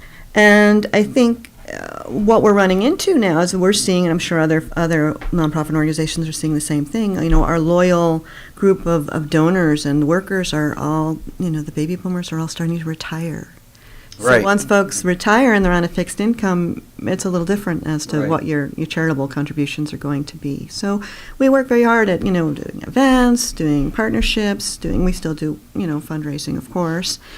We have plans in the works to, try to we need to get a hold of the younger folk, the younger working population, and how do we track them? We're not your grandfather's United Way. Not just tracking them. There's an entirely different attitude, which there always and most is. of them are very community minded and volunteer oriented. They are. So and they just need to know who we are and what we do and how we help. And but you need to set up a Venmo account or PayPal account because they're not.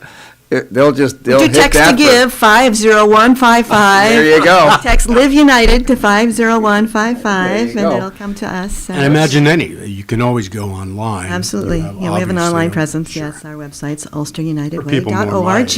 Yeah. It seems like, again, more hands-on type things have occurred over the years. That you're talking about grant administration. Talk about that, how you facilitate and... Well, for example, during the pandemic, we partnered with the county with Project Resilience, and the county's not allowed to receive funding. Right. We are. So we were the fiduciary agent behind Project Resilience. And what is Project Resilience? Project Resilience, during the pandemic, originally started to help provide food for those who are hungry. There was a donor that established the fund, and then we raised other funds through an online presence. And those funds went out to restaurants, actually, who provided hot meals. And there were volunteers throughout the county that banded together to deliver those meals to the homebound, or folks came to central areas, what have you.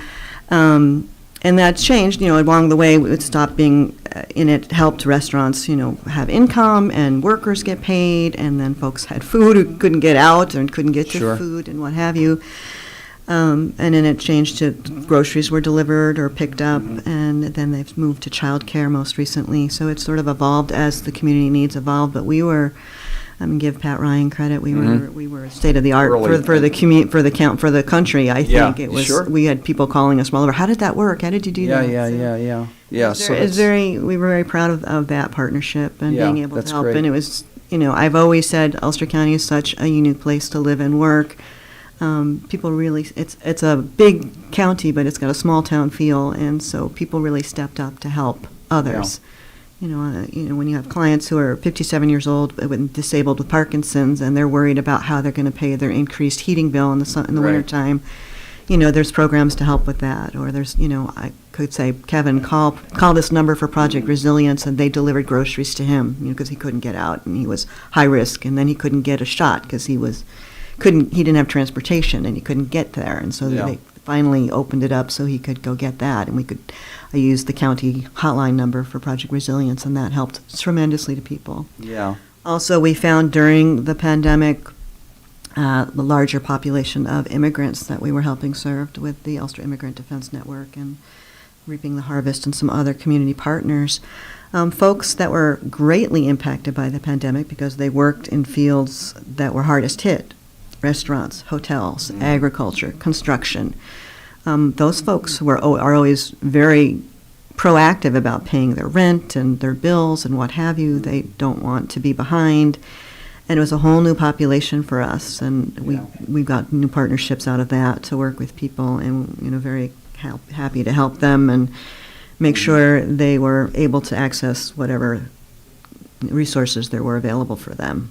Yeah, so it seems like you've been much more responsive in terms of, current events and what's going on. I mean, historically, I think United Way was viewed somewhat as a funding conduit, right? I think that's how it was established. Right. And it's different in each community, obviously, and each Right. United Way is independent, so we're a local, independent, non-for-profit organization. We have a board of directors that we answer to. Right. We set Local board, board. local, Right. yes, Yes. can't say that enough. Yeah. All the money stays in Ulster County. Yes.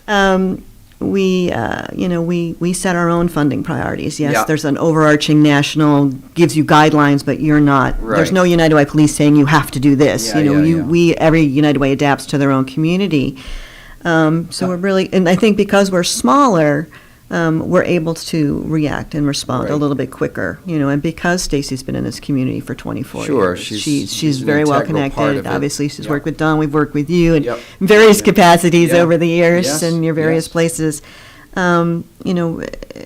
That's why we're here. We're here to Yeah. respond to community needs. If we're not responding to community needs, then we shouldn't be doing, we're not useful. Absolutely. No, I was thinking about this. I started on the United Way board in the early 80s and was on the fund distribution committee with a couple of folks. And that was really my first exposure to Ulster County in terms of volunteerism with the fellow by the name of John Stokes, who used to work for the Social Security Administration. Eric Kaiser, I think, was on that fundraising committee. I have to go back, distribution. Kaiser Funeral? Yeah, Eric. Good man. There's a couple other, there were 3 or 4 of us that I think Peter Fallon, who used to, where I got to meet Peter Fallon, was the HR director from Metropolitan Life, who later joined Kingston Hospital Board and became board president there.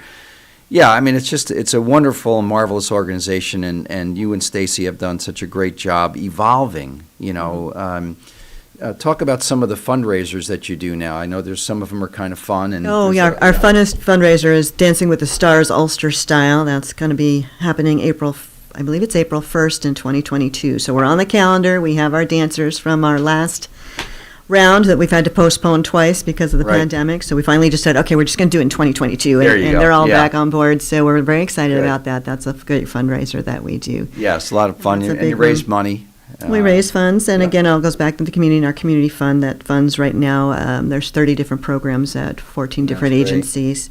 And another thing that we've done, you were saying we're more hands-on these days. We've about 12 years ago now, we took over the administration of the local VITA program, which is the Volunteer Income Tax Assistance. Oh, great. Okay. And we've been doing that, as I said, and this year, obviously, we couldn't do it in person, and we provide free tax preparation service for low-wage workers. Anyone who was making under $55,000 was our cap, because that was part of the formula for determining those who earned income tax credit to their families. So we use that as our barometer. And this year, excuse me. Our volunteers obviously couldn't come. Most of them are seniors, and they couldn't come to the office. And we didn't want folks we didn't know coming in and out of the office because of the pandemic. So we pivoted to pretty much a virtual platform. We had folks drop off their tax documents. We'd have volunteers that would review them and make sure we had everything, and then we'd scan them electronically and get our volunteers. Tax preparers would access them electronically, do the returns, call the taxpayer if there were questions.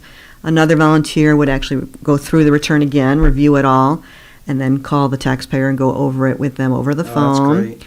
And then this is a free of charge. This is a free service. program, yeah, that's and great. we always need more volunteers for that. So Right. we were able to do more tax returns this year than we've ever done, because Wow. we usually just did it on Saturdays, and people would come in. There were 4 Yeah. time slots, Now depending on the number of electronically volunteers. it's, So enabled you to serve more. and serve more and more flexible for the volunteers. You didn't have someone sitting there in front of you. You weren't nervous about making Right. sure you did it all right. You could take your time, do it, and they could do more returns, and they could do it from home. Right. So it really worked out well. We're going to continue that model going forward. We may have some in-person days, but the majority of it will be out of house. And I have the numbers here. Normally we do it for about 5-6 weeks, and this year we did it from February through May. Wow. And we did 180 returns, and that's with 6 volunteers. Wow, that's great. 6 volunteers that did that. So we're actually taking them all out for dinner tonight to say thank you at Old Wow. Savannah. Very So good. Where are you headed, Sue? Old Savannah, come on down. Old Savannah, there you That's go. a great one. I Savannah, just yeah. might. So we're So looking folks, you're forward to listening to Sue Marcy from the Ulster County United Way program. And Sue, give some contact information, website.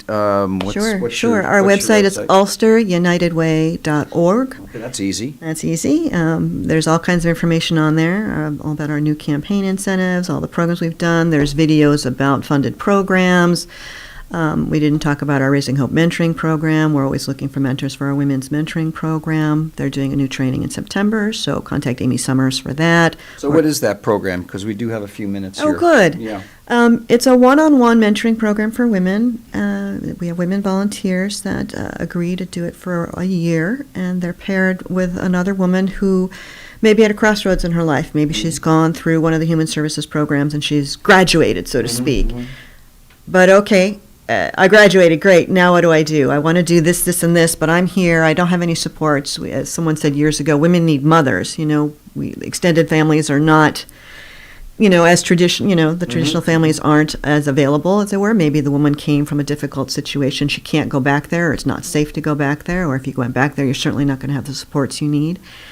And we found that just by having another woman in your corner, women are like 75-80% of them are reaching the goals that they set for themselves, whether it's going back to school and getting a degree. We've had several getting master's degrees now. That's Folks great. have gotten new jobs, they've gotten new apartments, they've gotten their children back. They've gone through various treatment programs or what have you, and their goal was to be stable and get their children back. And we've been How do seeing the women that are in need, or how can they reach out to you? Is there is it just online? You can do it online. They can also call us. Yeah, the number is 845-331-4199. That's our main number. And that number would be available online also, Absolutely. in case they want to speak to a human being. Absolutely, yes. No, we encourage that. And our program director is Amy Summers, and she's fabulous with this program.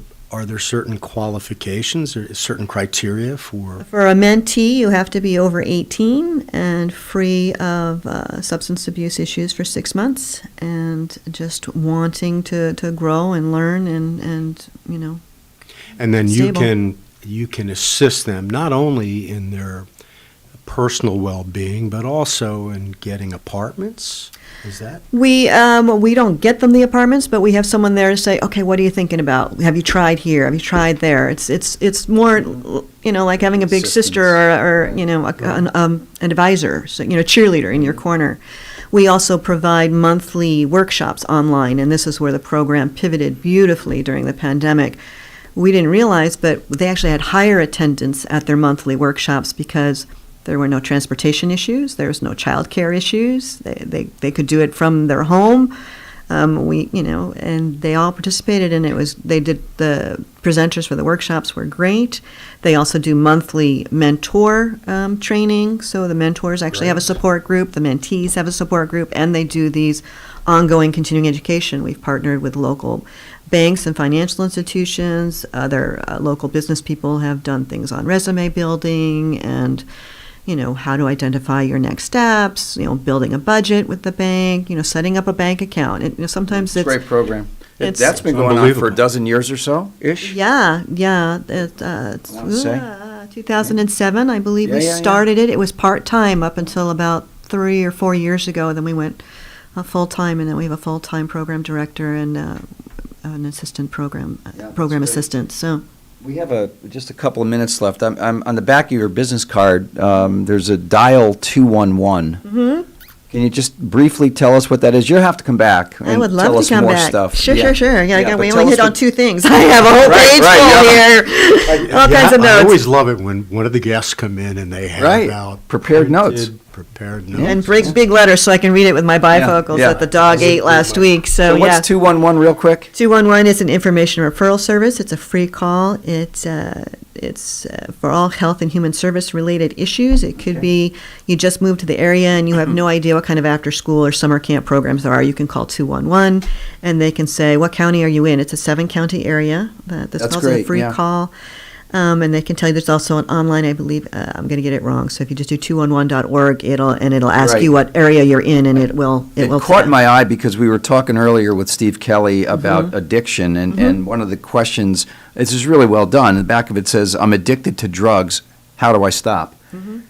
Dial 211. Yeah, and You it's wanna make and it's a- available 24/7. Right. It's I headquartered wonder- in Westchester, just because they Great. have the operations center No, I there. get that, but it's a great, my spouse gets violent. What can I do? I want to volunteer. Who do I call? I know Leanne personally. I was going to say, what? You didn't tell us that. Let me say, I doubt that that's the case, but should she do that? She may think it once in a while. There's something under the law Yeah. called That's called justification. a frying pan, you know. I think we've all of our spouses have been there. Yes, Right. sure. Sue Marcy, Ulster County United Way, thank you so much for coming in. We're going to have you having back me. as well. Please say hi to Stacy for us. Certainly will. And keep up the great work that United Way is doing. It's an amazing organization. It's helped thousands upon thousands of people over the years. Yes, thank you And so much. we're so proud to have you and Stacy as our leaders. I So appreciate that. Thank yeah, you so much. Thanks. Okay.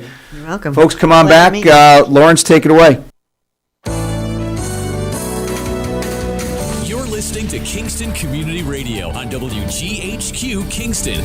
On your radio at 920 AM and 92.5 FM, and also online at mykcr.org.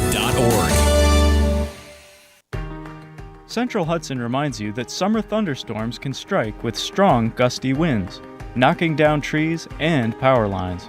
If you see a downed power line, call 911 immediately to report it. Power lines can carry an electric current strong enough to cause injury or death. Stay at least 30 feet away from a fallen line. Don't try to move it or anything that has come in contact with it. And never drive over a power line. Remember, your safety matters. There was this one time I went snorkeling in the Caribbean when I was a kid. It really just blew my mind. We saw the most beautiful corals. I remember thinking they were waving at us as they moved with the ocean. And then there were all these amazing fish. I'll never forget it. It completely changed the way I look at the ocean. Most of us have a memory of being in nature we'll never forget. Let's protect the world's natural places so more memories can be made for generations to come. Visit worldwildlife.org. Have you ever experienced a wish come true? For a child battling a critical illness, a wish come true can be a turning point. One song, one dance, one game, one adventure, one moment changes everything. Make-A-Wish needs your support to grant the wish of every eligible child. Visit wish.org now to help grant more life-changing wishes. Together, we can transform lives, one wish at a time. This is the story of Daniel, who was born 2 months early. His lungs weren't ready. His heart wasn't ready. His parents could only hope that one day he would leave the hospital healthy, and they would all live happily ever after. Daniel's is just one of the more than 500,000 stories of babies born prematurely last year. You can help the March of Dimes stop premature birth and bring more babies home healthy. Learn how at marchofdimes.com. Working together for stronger, healthier babies.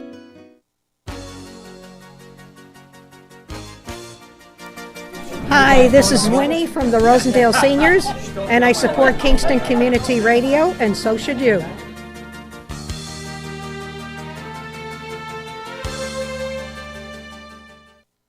This portion of Kingston Community Radio is brought to you by Ulster Savings Bank. Visit their newest branch, conveniently located at the Ulster Commons Plaza in Lake Katrine. Experience the difference that local community banking offers with the convenience of another great location, easy access, plenty of parking, and a 24-hour ATM.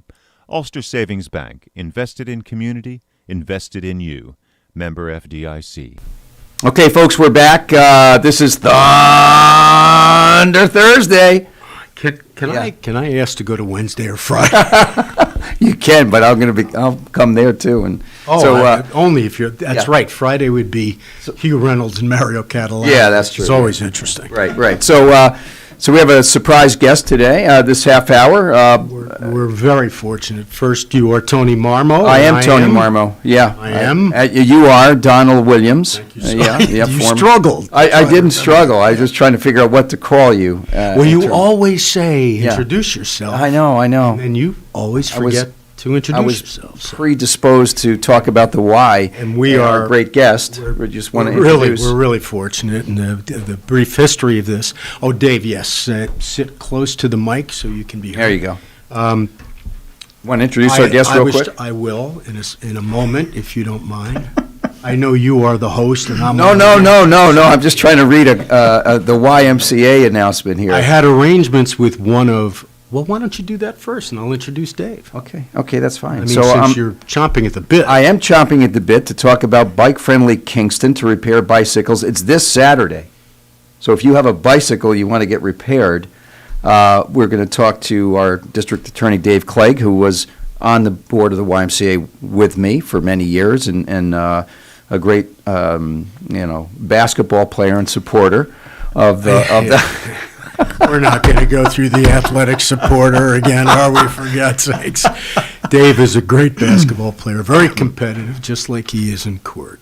So let me just tell real quick, celebrate summer with the Kingston Food Co-op Summer Party and get your bicycle checked over by volunteers from Bike Friendly Kingston this Saturday, July 17th from 1 to 4, 718 Broadway, the Big Bubble Laundromat parking lot. Okay, so it's not at the Y, it's at the Big Bubble Laundromat. Everyone knows where that is, across from City Lights. No advanced registration required, but you must sign in by 3 p.m. The event is free, donations are welcome. And again, this is Tom Polk, who's like Mr. Bike, right? That guy is Tom Polk. Is amazing guy. Is he married to Betsy Jordan? Yes, he is. Good man. He is. So this Saturday, 1 to 4, celebrate Kingston's Food Co-op Summer Party, which is great. That Food Co-op program is great there, Dave. Over the years, the Y's done a terrific job with that. And get your bicycle checked. So that's the YMCA announcement. And now I'll do the formal introduction. Now you can do the formal introduction. We're really fortunate to have Dave Clegg, our district attorney, here this morning, especially since you came, and I know how busy you are because I was there for a lot of years, but especially you came at late notice. We were going to have one of your young assistants, Paul Derohanassian, say that name 3 times fast. Yeah. To come, but then we had some miscommunications, and then at the last minute, Dave agreed to be here. Yeah, thank you. Timing. Thank you for coming in. Timing couldn't be better because there are some issues that are really significant to the community, and it's great to have you here. So perhaps if you're kind enough, you'll address some of those. But Dave, and so everybody understands, I do have a history with Dave Clegg. First, I think I was chief assistant DA at the time, not DA, but you stepped up out of the goodness, not so much financially, but out of the goodness. You represented an individual who was accused of an arson, major arson, complicated trial, and you stepped up and defended that person and did. I will say you lost. However, there was a moral victory in there somewhere. No, not just a moral victory. I mean, I've tried a lot of cases against a lot of different lawyers, New York City lawyers, Albany lawyers, people from out of the state. You did just a great job, very impressive to come into court under those circumstances, especially in a very complicated, difficult case. You did a great job. And then, when I did not run for the third term as DA and trying to decide what in God's name I was going to do with my career, I actually started working for Dave. Oh, great. For about a year, and kind of gave him an informal agreement I would be there for a while, not knowing that Micah Brune, the county court judge at the time, retired without much notice, and Mike persuaded me to run. I remember it was in my mind going to be a difficult day, but I had to tell Dave that the informal commitment or oral commitment I had made, I was looking for the opportunity to run, and Dave, like a real professional and gentleman, said there was no issue. In fact, you were quite supportive, as I recall, my run. So there is a history. I have great respect and admiration for him, and unfortunately, you came into the position at the most unenviable time. You came into a position with a pandemic occurring, with a new county judge that had never sat on a bench before at all. Counselor, is there a question here? I'm trying to, Steve Kelly said I'm asking softballs. What do you want to? You want to talk about athletic supporters again, Tony? No. So anyway, Dave. Yes. Just so you have that background. Yeah. Difficult position. There are a few topics we'd like to address, if you don't mind. Yeah, First let's of all, talk about them. By the way, there was a mutual admiration society. Yes. We did try a case together. I was so impressed with his trial skills that when the opportunity came up, I hired him. Mm-hmm. And smart guy. You're a smart guy. Dave and I may have, in certain areas, different philosophies of criminal justice, although generally I agree we are on the same page, especially with the initiatives to address underlying issues such as opiates and stuff that we'll get to. But first of all, a chance for you to address the issues with some of the assistant DAs that have left. Right. I think you started talking about this earlier, perhaps, but anytime there's a new administration coming into an office, there is generally a transition with people. Including, of course, the former DA and the former chief assistant were part of that group. And there were 2 or 3 people who were loyal to that group that decided that they could go someplace else, and that happened. And those loyalties, it almost becomes like family, especially with the chief assistant and some of the senior people. Not unlike any business, or if there were a change in CEOs, right? Happens at the hospital, happens, there's folks that are brought in, and when that leader goes, those connections go. That's right. And of course, I brought in new people, and we have some terrific, really committed, dedicated people who've come into the office now that I'm really proud that they're part of the office and watching how hard they're working. Now, you mentioned the perfect storm issue with this office, because one of the things that we had to confront right away was obviously we had to hire new people. A month and a half into my term, in March, they started a hiring freeze. So we had still not been able to get fully staffed. The county would not permit you to hire assistant district attorneys to replace? You weren't asking for more? That's right. You were asking for replacements? Hiring freeze, right? I'm not going to and not to get, that was a county-wide issue. Right. We also lost 2 people during that, or 3 people during that time period that we could not replace while a hiring freeze existed. 2 of those people, one was a receptionist, one was a secretary, another was another ADA. So during the entire time I've been there, we have been somewhat understaffed. Now, the biggest problem is that because of the court closure that happened as a result of the pandemic, we were not able to move cases. So there was a 6 to 9 month period where we are getting up to 100 new cases every week. Crime didn't go away. Crime didn't go away. You're right. And serious crime, as you know, has increased. Right. So there was no place else to go but to drop down to our caseloads, right? So every attorney in my office now has a caseload that's triple what it ever was before. On top of that, we have the discovery law, which started in January 2020. Could you explain a little bit? About that. People do not understand the obligations on a prosecutor for discovery. So with the new discovery law, the issues that have been confronted are that we have time constraints on every single case now. so that we're supposed to give them all the discovery that we have in 15 days. Or if it's a very complicated case, we get additional time, depending on the circumstances. And you can go back to court and ask for additional time if it's really complicated, such as a murder case, which might have 360 leads, terabyte of information, which is a tremendous amount of information for those who know what a terabyte is. So that is something slightly understaffed the whole time, that all of a sudden in every case we have to do that. Now, Don can tell you, before this happened, there were always cases that you knew you could resolve with plea bargains or whatever. There was 80 to 90% of those cases were resolved pretty easily. You give the essential records that the defense attorney needs to look at to make a decision, and of course there's Brady material, which you would always provide, but not every single piece of evidence possible. Now, right now, we have a new world where we have car cams and we have body cams. Just a case I was talking about with one of my people yesterday.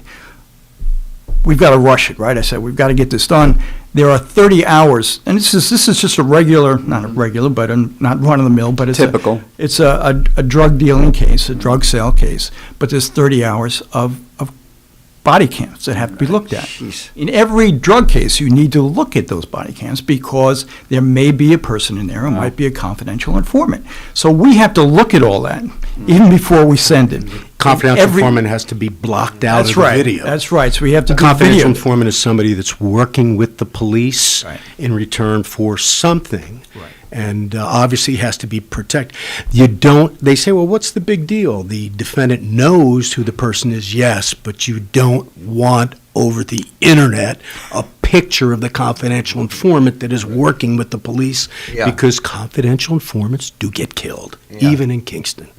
So, anyway, and discovery, just so the people know, discovery is what the prosecution is obligated to give to the defense from your file, which is the bulk of information. When I was DA and when I was judge, the time that you were allowed to give the discovery, most of it would come sometime immediately before trial. Now, what is your office obligated to do? In every case within those time periods that I talked about. So, and you're talking about 30 days now, correct? Or 15 days? 15 days, depending on the complexity of the case. But where before this happened, in the 80% of cases that were resolved, you didn't have to do all that work. You didn't have to look at in fact, they didn't have body cams until recently anyway. Sure. So it's just the complexity of discovery has increased. And because of that timing, for us, that discovery, the providing of body cams or transcripts or oral conversations or anything, if you were not required to give that until shortly before the trial, and the body cams we gave earlier and stuff, but before the trial, you could work out these resolutions in 80 to 90% of the cases. So in most cases, the assistants were not required to do that paperwork until 5 months. Did that come into down the case. from Albany, Dave? The Yes. discovery laws came down. You know, once again, the legislation was required to alter it. But just like the Rockefeller drug laws that had many evils in them, legislation had to be, just like bail reform, it had to be reformed. But it was just grabbed by politicians. And my guess is they didn't call you and say, what do you think of this? Or what what impact is this going to have practically? In fact, I did go up to the legislature. I went both to the Senate and the Assembly, spoke with the Speaker, and testified and talked about the consequences of this. Just as Don said, you absolutely needed reform, but the reform went too far. As it always does. And it dropped down on every DA in the state. Now, I was just with the DAs throughout the state a couple of weeks ago. Every office, you know what the number one concern is? Discovery. Well, that's the cause. The concern is morale. In every office throughout the state. Right. Making the job impossible. Right. Everybody is overworked, underpaid, and has a burden that they say, how am I going to do this? Right? That's what they're looking at.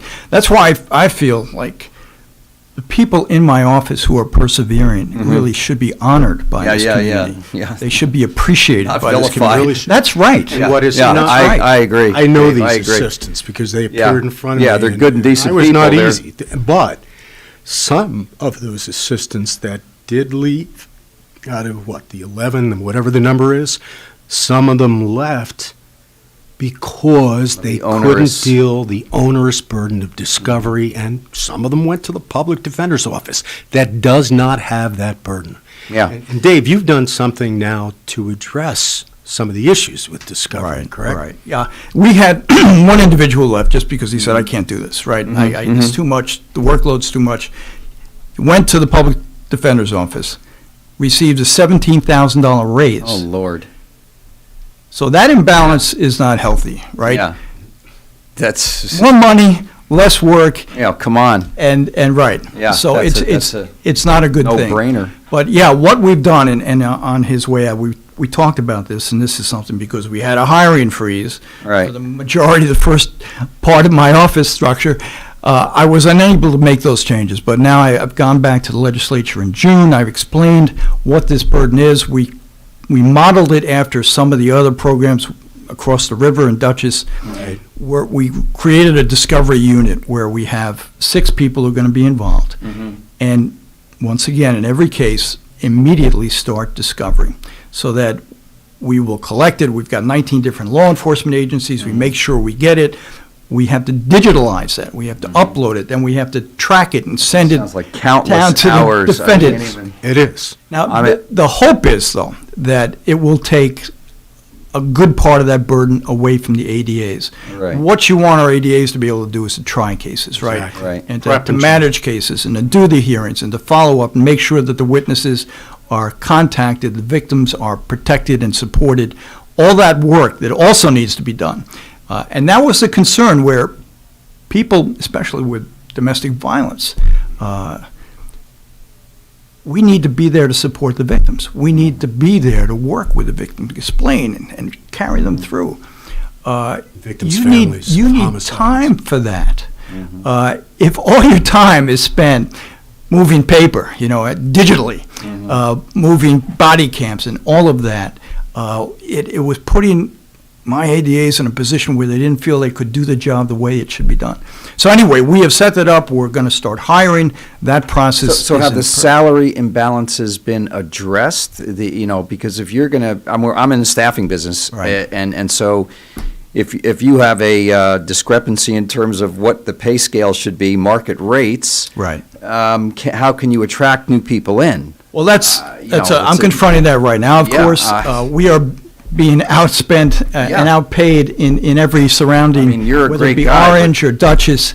So we're doing the best that we can to get the people with experience. And Dave does understand also that people that come into a prosecutor's office and it's what you want in people coming in are not doing it for the money per se. Right. But they're doing it because they have a passion. No, I get it. But it has to be, it's never going to be competitive with private practice. No, but I'm saying But within it's the gotta be governmental competitive system. Within the criminal justice system in Right. the county alone. It's got to be competitive, and then the surrounding counties. Vis-a-vis the other counties, surrounding counties this is, we know Dutchess pays more. especially in light now of the workload that is significant. And public defenders, assistant public defenders, you know that. It's a tough job. Yes. It's a very difficult job. But the responsibilities on a prosecutor, and rightfully so, because you're there to do justice, not get notches on your gun belt, but far, far more intense than what defense attorneys do. And now more than ever before. That's what I'm saying. Defense attorneys used to have to make motions to get some of this information. Now it's handed to them. In fact, we can monitor whether or not all this tremendous amount of information that we're sending out to different defense attorneys are even looked at. And sometimes, no. And there are also ways that, I don't mean get around it, because discovery has to be given, but there are also methods if you're getting the county court judge's involvement in this. There are also methods of reducing that for the purpose of negotiating pleas, and hopefully you're getting that. But We have another subject. We have about 5 or 6 minutes. I want to, we could have. What would you prefer? Talk about the issue with gun violence or opioid addiction? Well, the opioid is certainly something, and I know you Right, had we talked Steve about it Kelly. early. Yeah, right, That's Steve's I a know great Steve, guy. and Steve's a great guy. And With we the gun work together. violence issue, there are shootings that are happening. Right. There are many different reasons, and as I understand, you recently had a meeting about that with law enforcement. Is that? I was at a meeting yesterday with the sheriff and with the mayor, Mayor Noble, and Chief Tinty, and people from the state police and people from sheriff's office involving anti-violence initiatives that the sheriff is discussing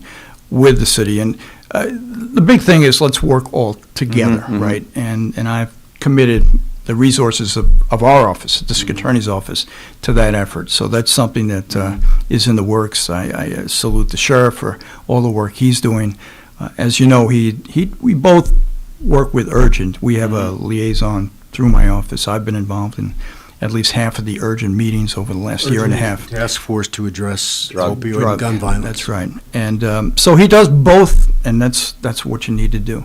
Both the investigatory approach where we track them down, you get the buys, you arrest, you convict, and you hold people accountable. On the other side, he's got the Oracle program where he goes to places where people have overdosed and they get everybody possible treatment. If they have an addictive problem, they have liaisons now where they have peers that come in and support the group when those occasions occur, as well as social workers there to help address and follow up and make sure that people get into treatment and are, again, followed up after treatment. So both sides of this have to be worked on. My office is committed, and I've said this many times, that if somebody's a drug trafficker, especially with fentanyl is such a dangerous drug. Steve was talking about that. And so this office, for the first time, convicted a drug dealer that caused an overdose of manslaughter. That had never happened in this county before. That's great.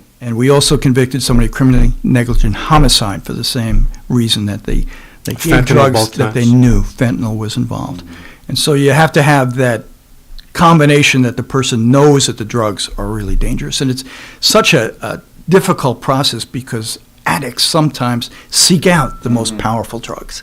And if they're told this stuff's really good, it'll, and they carry Narcan with them, so if in case they overdose, somebody will be there, hopefully, to revive them. But so it's a vicious circle. The addicted carry the Narcan? That's right. That's right. Interesting. That's right. Wow. So anyway, our office has made that a priority, that the people who are drug trafficking in fentanyl, we pay special attention to convict and to punish. Is there a connection between the gun violence and the drug activity? I mean, the question is, do you find gangs and guns connected to the absolutely? Violence? Yeah. Absolutely. So I take it that is probably number one as far as the recurrence of violent crime. Yes. Guns, gangs, drugs. That's right.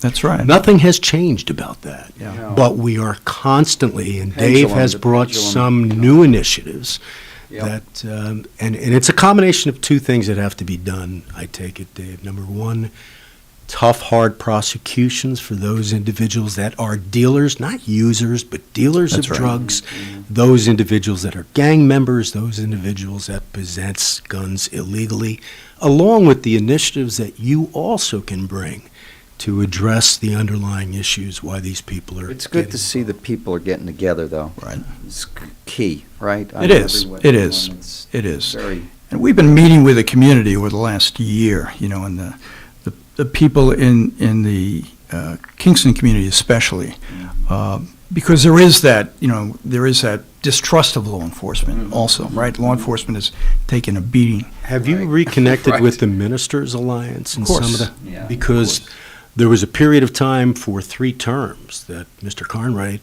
broke off that connection that I had created when I was DA. They are so helpful, and I'm glad to hear you're doing that again. Well, the funny sidelight to that is that out of the Ministers Alliance, 12, 15 of them, at least half of them played basketball with us at some point in time. So You're I've got, ordained. I'm ordained, right? Yeah, I and remember that. Don Mapes, Yeah, Don Mapes. is one of those. Tell persons. Don Mapes I said hi. Yeah, and he's actually having an event in, I think, the end of July Yeah, to try that's and great. support law enforcement and the community relationship. So, so those connections are important. Key, And, key. and of course, we work with all of them. By the way, this is not only an Ulster County issue. We happen to be dealing with it as best we can, and with the resources we have. This is Dutchess, Orange. This is again coming up Statewide. statewide. Statewide. Yeah.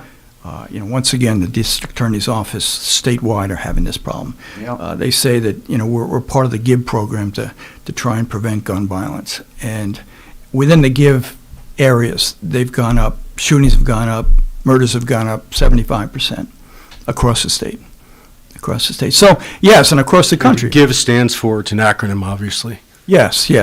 Gun initiative, gun violence initiative, yes. We got 2 minutes, Mr. DA. Yeah, okay. Final message So you look, wanna get across, the yeah. message is that, one, our office is working day and night to protect everybody in this community.